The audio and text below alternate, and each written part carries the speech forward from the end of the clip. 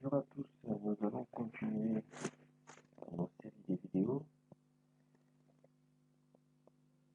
Aux vidéos, soit au cours précédent, nous avons vu la gestion des ressources.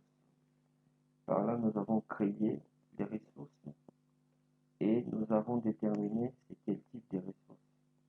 Ensuite, nous avons essayé un peu d'aller vite dans des zones en affectant les coûts aux ressources. Nous avons affecté les coûts aux ressources. Et dans cette vidéo, nous allons faire comment nous allons affecter les coûts aux tâches. Ensuite, nous allons faire une exécution des suivis des projets.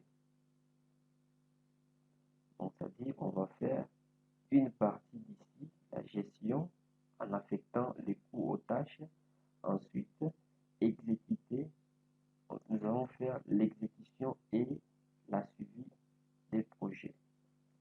Sans plus tarder, nous allons directement dans MS Project.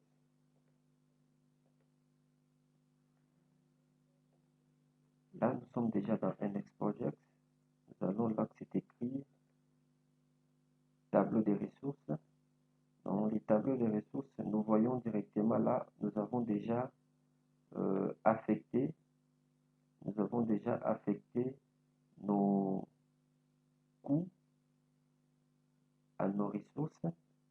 Nous rentrons dans Gantt, diagramme de Gantt.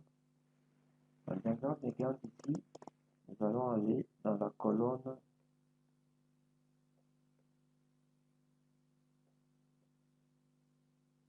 dans notre nouvelle colonne ici. C'est par là qu'on va affecter les coûts à nos tâches. Alors, premièrement, nos tâches étaient du type travail en premier lieu. Comme nous voulons avoir au finish un coût global, nous allons déterminer dans les types coûts. En déterminant dans les types coûts, vous voyez tout ce qu'on a utilisé comme ressources est affecté d'un coût. Vous voyez, tout ce qu'on a utilisé comme ressources est affecté d'un coût, comme vous voyez là-bas. Alors, là, directement, nous avons fini ce qu'on appelait affectation des coûts aux tâches. On a fini. Nous allons aller directement à faire la suivi de notre projet. Alors là, nous allons entrer dans planification d'équipe. Et nous entrons dans suivi des Gantt. Vous voyez ici, c'est ce qu'on appelle suivi des Gantt. Suivi des Gantt, par là, nous allons faire comment? Nous allons voir si la tâche a été exécutée correctement à 100% ou à 25% ou à 50%. Ça dépend de l'exécution réelle sur terrain. La tâche numéro 1, c'était le nom de quoi? C'était le nom du projet. Tâche numéro 2, l'installation du chantier. On regarde sur la liste si l'installation du chantier a été exécutée normalement. Si réellement il a été exécuté normalement, vous allez aller là que c'est écrit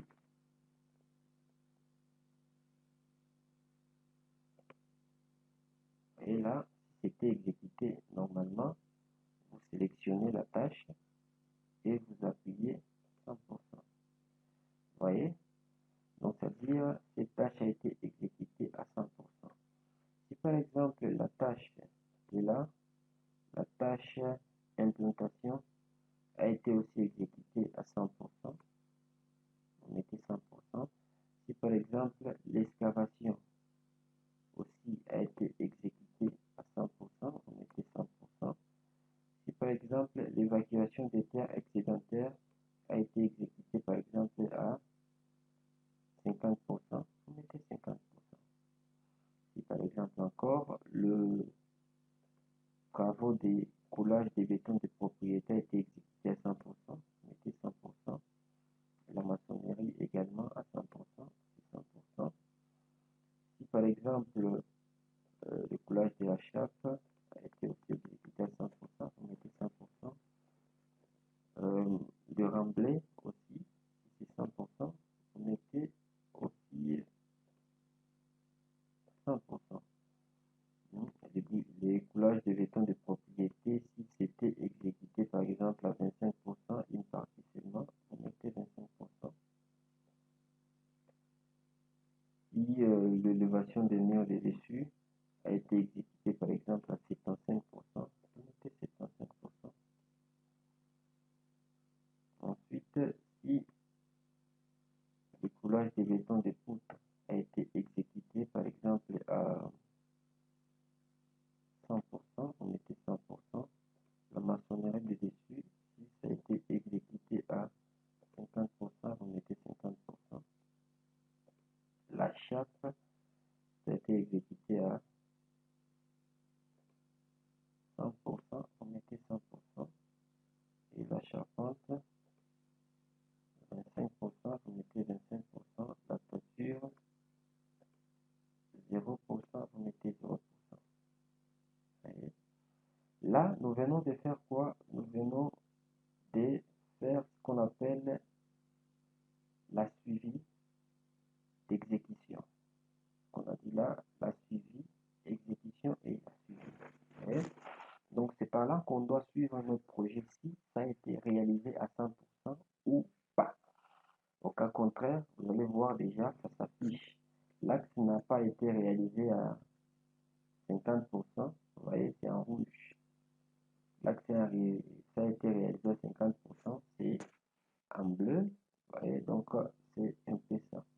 Là, nous avons fini cette partie. La suite, c'est au prochain numéro.